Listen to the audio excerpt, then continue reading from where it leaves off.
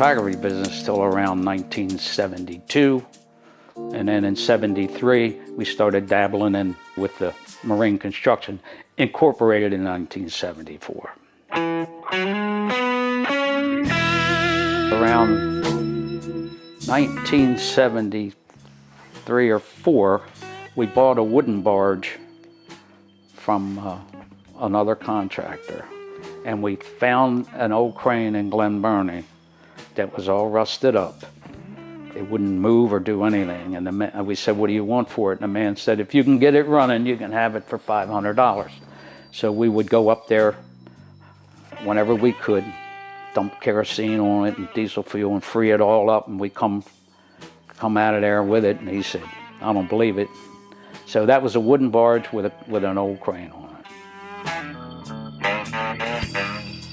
I don't know the exact year, but it wasn't too long after that. A gentleman that worked at McLean Boat Sales was a surveyor when they were building the first Chesapeake Bay Bridge. And he had a tugboat, a wooden tugboat, with a 4-cylinder boot of diesel on it called the Rainbow. He needed a bulkhead. We built the bulkhead, he gave us the boat.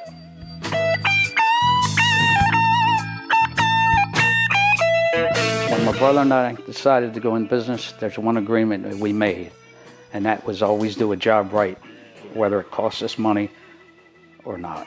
You know, my brother and I worked out every day, 7 days a week. I would do the permitting work. His daughter, Dixie, worked in the business, and my wife, Faye, worked as a secretary in the business. Well, let me say this. That particular job, there was many that we like, but this one particular job was versatile in that it required dredging. And this was when we had all of the equipment together. It required dredging, it required bulkheading, it required piers. And that was Pleasure Cove Marina, which was the old Carbax Marina over on the Bodkin. That was around 2008. That was about $1 million job. But we had enough equipment at that time and the help to do that. And that was probably the most diverse. We did do a big job in Ocean City around 1980 to 84, which was, we were a subcontractor to a company in New York. All we were supposed to bid was labor. The first one was the Rainbow. She was wooden.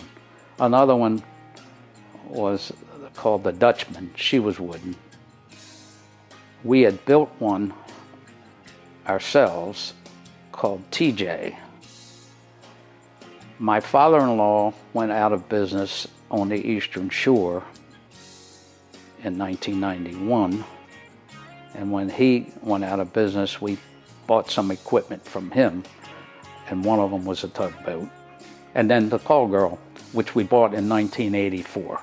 Yes, the Call Girl, which that was her name when we bought her, she was built by the government. She was a landing craft. She was built in 1944.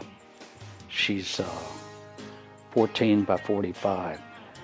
It was a landing craft, so when the Marines would hit the beach, the front would drop down and they would come out of it.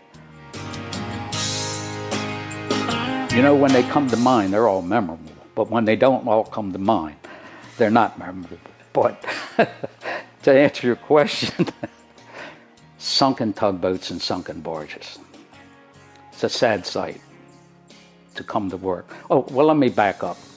Our first wooden barge, let's put it that way. The first wooden barge that we had our crane on was wooden. And you know, when you work wood, you know, it gives. So she would leak. So I had 5 or 10 pounds of cotton down below and a couple chinks.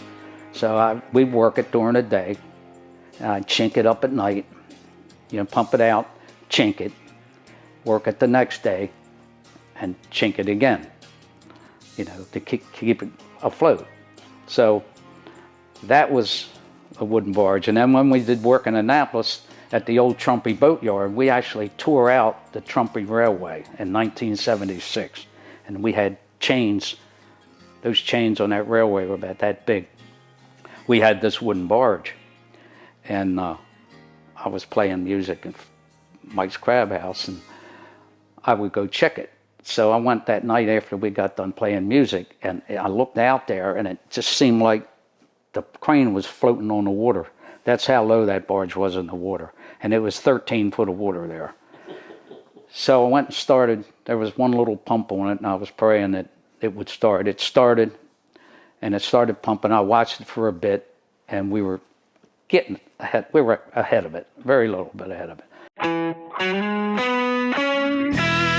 Now my nephew, Justin Gebline, which is Dixie's son, he runs everything on the outside, and he grew up in the business, and he has that ethic. He does beautiful work and no complaints. So it's a family-owned business.